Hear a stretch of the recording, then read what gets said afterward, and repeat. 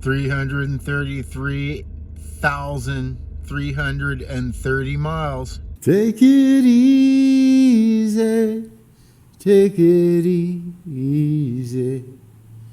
Don't let the sound of your own ears drive you crazy.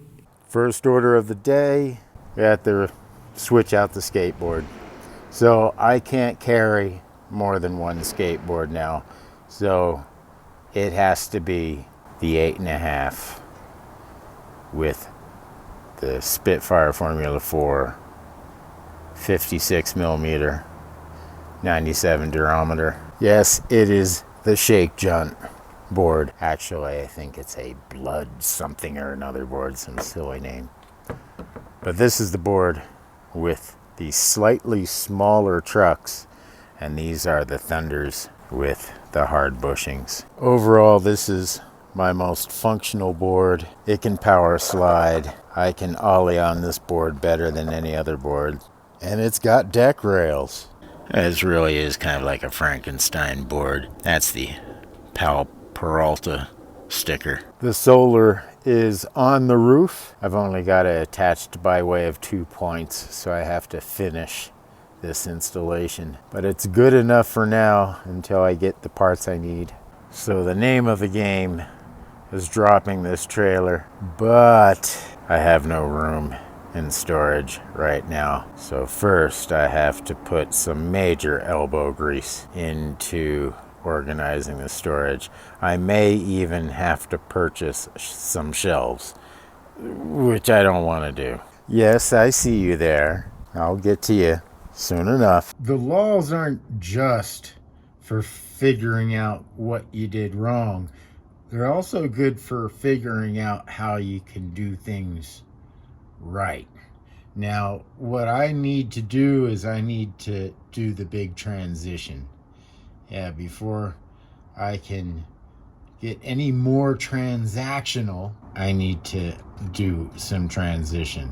However, before I can even do any transition, I need to position myself. And that's where situational awareness comes in. I almost want to update number 5 to say situational/positional awareness. So I need to do the big transition, but not before I deal with this situation. In fact, the order pretty much dictates correctly. First, situational or positional awareness. Then I have to create some options and destroy some options. And then we can do the transition. I don't know if you could see it, but this particular solar panel fell and the glass cracked. But I found I could still use it. So things were sort of limping a bit, but I was still able to get by. It was the cords that came, it was the bare wires that sort of had me in despair, right? Because the wires had ripped out. And I thought, well, at best, I might be able to solder them together, but I don't have those tools. I made the decision to get a new panel. Well, as it turns out, the bare wires had just pulled out. And with this type of connectors, you just unscrew them and push the wires back in and screw it back together. So these are great. Yeah, I wish I would have known that. But nonetheless, this panel did need to be replaced. This panel that broke was a HQST rated at 50 watts and dang near delivered 50 watts in good conditions. I don't know if this is true or not, but I hear that HQST gets their panels from Renogy, or gets them from the same place that Renogy gets them from. It's a good panel. With the glass compromised, I was still able to get about 20 to 30 watts out of this panel. The only issue is you wouldn't want to leave it out in the rain or at least I don't think you would want to. Well, if there's anybody in the Carson City area, or if there's anybody that will be attending the HOWA next month and you need a solar panel, let me know. We'll see if this one will work for you. We're almost there. There it is. It's official. This vehicle has 333,333 miles on it. Celebration time. I know what's coming. It's time for America's favorite game show. How much will fit in? Gas here in Uptown Carson City, $4.55. All right, I gave him 40. It's at about half a tank. Let's see how much will fit in. I have my special Michael Jackson glove here. Now with the roof rack gone and the solar panel in its place, it doesn't foreshorten the opening of the hatchback, and I don't have to worry about hitting my head anymore. Man, anybody know how to fix this?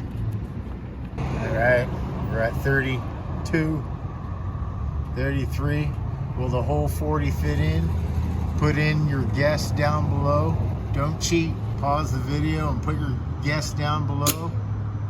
If you guess $39, you are the winner. Let's go see what horse number 3 pays out. Who says gambling doesn't pay off? Horse number 3. All right, we got a substantial amount of work done. At this rate, I figure at the earliest, I'll be geared up and ready to go over the next few days, or at the latest, mid next week. Depends on how it all flies. So yeah, it's the darndest thing. These definitely work better than anything I have. These will probably even work better than the wireless. I have to hit up the Schwab and also do an oil change.